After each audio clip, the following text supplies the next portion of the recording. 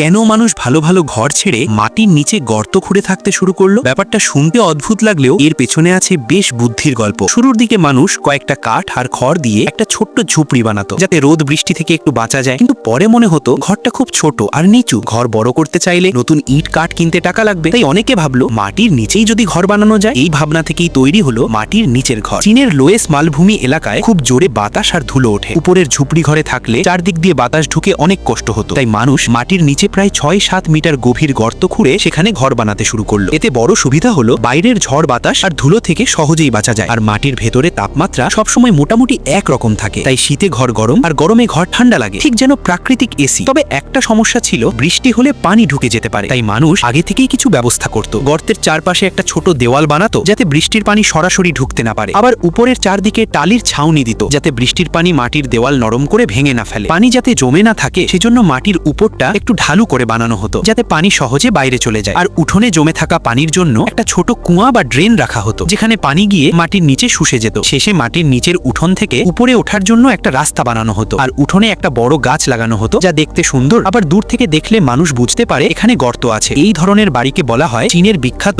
ডিকেং yuan বাড়ি। গ্রামের ভেতরে গেলে বাইরে থেকে কোনো ঘর দেখা যায় না, শুধু মানুষের আওয়াজ শোনা যায়। এটা শুধু বাড়ি না, এটা মানুষের বুদ্ধি আর প্রকৃতির সাথে মিলিয়ে থাকার এক দারুণ উদাহরণ।